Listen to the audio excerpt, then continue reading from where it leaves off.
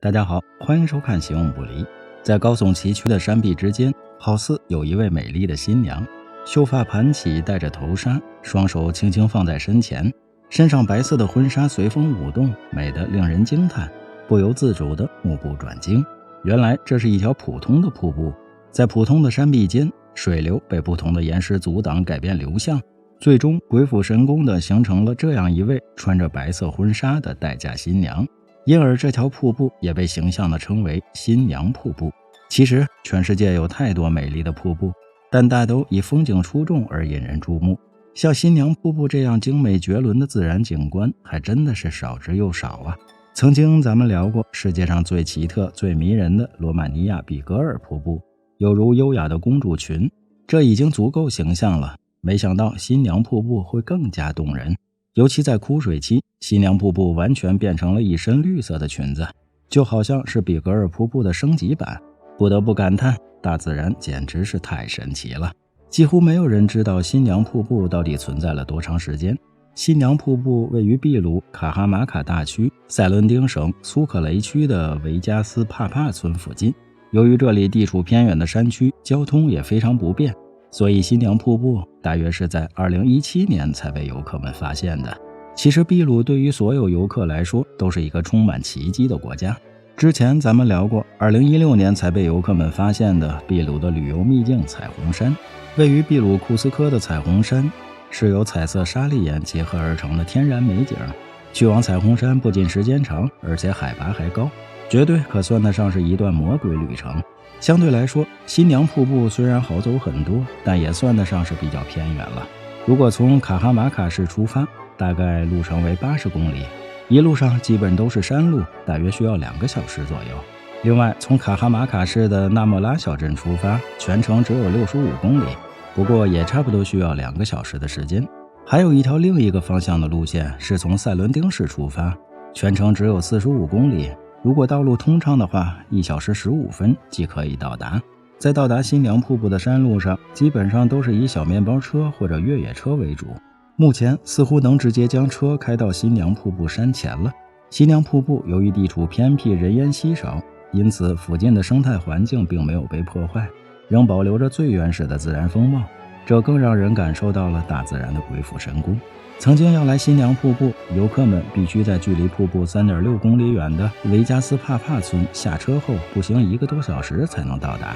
后来随着看新娘瀑布的游客日益增多，现在在山坡上也修建了石头台阶，游客们可以很轻松地下到瀑布底端，在新娘前合影拍照。有人说这是一个漂亮的西式新娘，有人说太神奇了，从没有见过这么清晰又完美的自然景观，多么美丽的新娘啊！大自然总会给我们奇迹和惊讶，甚至还有人说想在这个瀑布前结婚。其实眼前这位栩栩如生的新娘，一年四季会有2件婚纱，一件是刚才提到过的，瀑布水少的时候，她的裙子似乎被涂上了水草的颜色；另一件就是水量充足的时候，流水和气泡在山谷间塑造出的穿着婚纱的新娘的形象。塑造新娘瀑布的河流名为帕查查卡河，一般在每年12月至次年5月水量比较丰富，因而这几个月也是欣赏新娘瀑布的最佳时间。不过你发现没有，世界上每一个美丽动人的自然景观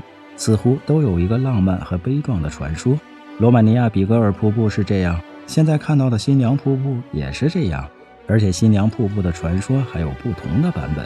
一种说法是，从前有一对深爱着彼此的情侣，尽管新娘的家庭反对，但他们还是决定要结婚。然而就在双方约定的结婚日，新娘的父亲拿着步枪射杀了新郎，新娘悲痛万分，带着美丽的礼服奔向山下，变成了一个美丽的瀑布，让每个人都可以永远欣赏到它的美丽。另一个版本则是维加斯帕帕村的村民在用美食庆祝圣周期间，他们看到一对年轻的情侣经过。这对情侣，一个是来自奥克萨马卡的男人，另一个是来自瓦奥科的女人。他们彼此答应对方想要结婚，但女孩的父母并不同意。男人决定在圣周的最后几天偷走她，也就是带着女人私奔。后来这对情侣骑着马穿过帕查查卡河时，马被惊着了，男人被甩出掉到了河里，最后女人和马也掉到了河里。他们最终都被淹死在了瀑布下的小湖中。从那天起，河水便开始用一种陌生的语言来形容新娘。如今每逢下雨后，水量变大，瀑布的形状就像极了一个身材凹凸有致、婀娜多姿、头戴白纱、穿着长长的袖子束腰的婚纱、蓬松的裙摆拖地，十分动人的美丽的新娘。50多米高的落差令人印象深刻，也使这个偏僻的地方独特而美妙。其实现在提到的新娘瀑布，有不少网友误以为是香港的新娘潭。香港的新娘潭瀑布是一个非常恐怖的瀑布，恐怖的原因是民间传说曾有一顶大红花轿接了新娘，正往新郎家中的途中，因其中一个轿夫失足，以致新娘跌下并淹死于潭中，故将此潭名为新娘潭。可见香港的新娘潭与秘鲁的新娘瀑布完全是两个地方啊！据说香港的新娘潭时常会出闹鬼事件，而且在水中会看到死去新娘的脚。不知秘鲁的新娘瀑布会不会也有灵异事件发生呢？前几天地震，山中竟然震出了一张人脸。不管怎么说，秘鲁的新娘瀑布也绝对算得上是世界上最栩栩如生的自然界新娘了。你觉着呢？来一次旅行长一点姿势，有什么问题请留言，欢迎转发点个赞。最后，让我们下期内容更精彩，我们行有不离。